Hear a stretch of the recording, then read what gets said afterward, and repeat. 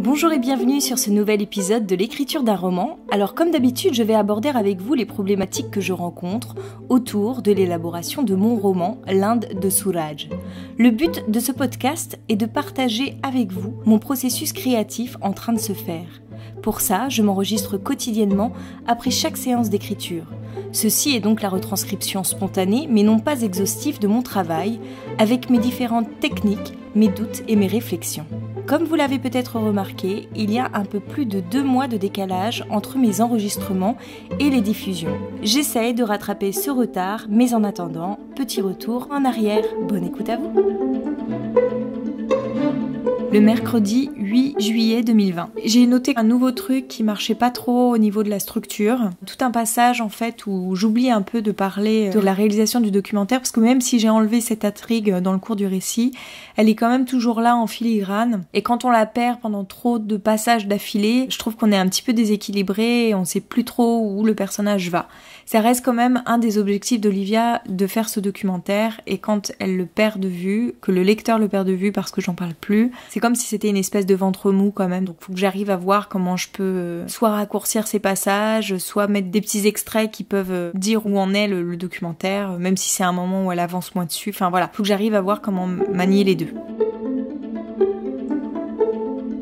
Le jeudi 9 juillet 2020. Gros coup de mou aujourd'hui, j'ai beaucoup de mal à travailler sur mon roman. J'ai quand même retravaillé sur le chapitre 14. J'avais déjà envoyé à mon ami là qui est en train de relire au fur et à mesure. Et en relisant mon résumé, je me suis rendu compte qu'il y avait des éléments en plus qu'il fallait que j'ajoute au chapitre que j'avais oublié d'ajouter. Donc je me suis penchée là-dessus aujourd'hui. Ensuite, après la conversation que j'ai eue avec mon ami hier, il va quand même falloir que je retravaille le texte du début où j'ai parfois tendance à un peu trop m'étendre. C'est quelqu'un qui n'aime pas trop les descriptions. Elle trouve qu'il y en a trop, qui sont parfois un petit peu trop lourdes. Alors c'est vrai qu'elle a pointé du doigt certains paragraphes entiers ne sont qu'une seule phrase. Donc ouais, je pense qu'il y a des fois, ça mériterait d'être un peu allégé. Alors souvent, c'est quand il s'agit d'énumération, j'évite de faire des phrases trop alambiquées dont on comprendrait rien. Et puis alors, la bêta lecture dans laquelle je m'étais lancée, j'arrive pas du tout à m'y remettre. En fait, j'ai l'impression que j'ai tout dit au mec pour le premier chapitre. Là, tout ce que je pourrais lui dire après, ça ne serait que de la redite par rapport à ce que je lui ai déjà signalé lors de la lecture du premier chapitre que j'ai vraiment fait avec beaucoup de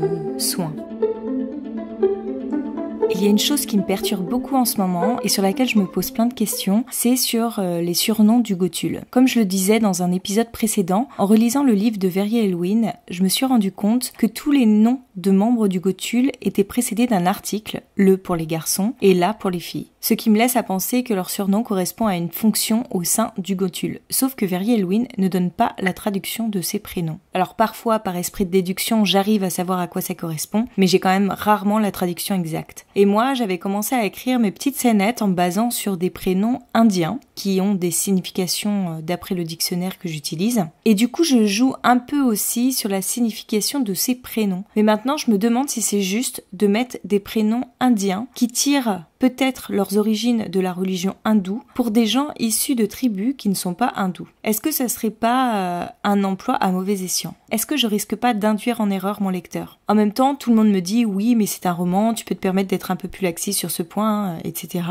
Sauf que moi, j'ai pas envie de véhiculer des informations erronées. J'ai plutôt envie que tout ce que j'écris puisse être vérifiable et confirmé par des connaisseurs du terrain. Donc ça me perturbe un peu. Je me demande s'il ne faut pas que je change tous les prénoms de mes personnages lors des scénettes sur le Gotul. S'il faudrait pas que je mette justement des surnoms de Gotul. Et si j'utilise les noms de Gotul, est-ce que je dois laisser ou pas l'article qui les précède ? Parce que moi, quand je suis allée en Inde, il n'y avait pas d'article. Ou peut-être que je l'entendais pas, puisqu'il parlait en hindi la plupart du temps ou en dialecte local. Et que moi, je disposais que des traductions de mon guide, donc il mettait pas forcément l'article.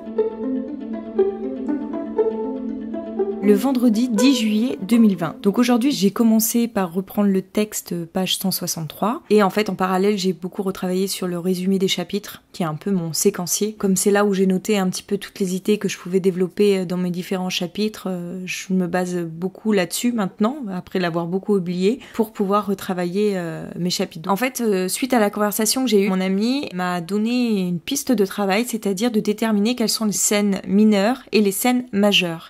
Et donc là, j'ai créé un nouveau dossier qui s'intitule scènes mineures et majeures, où j'ai repris la liste de mes scènes où je décris chaque scène ou chaque chapitre avec une idée. Et le but, c'est de déterminer quelles sont les scènes importantes et les scènes qui sont un peu plus mineures, dont je serai amenée à réduire la taille par la suite, parce que le gros reproche que me fait mon ami, c'est d'être un petit peu trop prolixe, d'avoir envie de tout dire, de faire trop de descriptions, ou en tous les cas des descriptions trop longues, pour des passages pas forcément très importants, et puis aussi des passages où ma protagoniste se pose 10 000 questions à la seconde. Alors c'est un peu le concept de ma protagoniste, c'est quelqu'un qui se pose beaucoup de questions, c'est ce qui fait d'ailleurs qu'elle a toujours eu peur de sortir de sa zone de confort, parce qu'à force de se poser trop de questions, en fait on fait rien quoi, elle est beaucoup dans la réflexion, beaucoup plus que dans l'action. Du coup, je pense que ça peut être un peu lourd des fois. Enfin, moi, c'est mon problème, c'est le dosage. Savoir doser et être synthétique. Ça, c'est mes 2 grosses difficultés sur lesquelles il faut que je travaille ces prochains jours. Donc, ces prochains jours, justement, je ne sais pas si je vais pouvoir travailler sur mon roman, puisque je ne serai pas chez moi pendant une petite semaine. Donc, je vais voir. Peut-être que je vais faire une petite pause,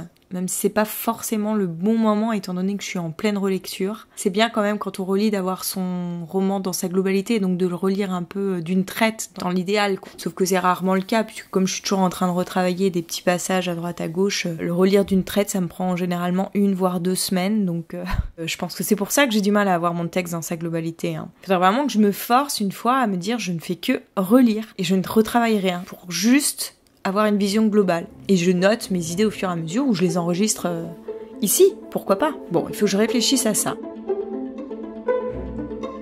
On va s'arrêter là pour aujourd'hui et je vous donne rendez-vous mercredi prochain pour un nouvel épisode.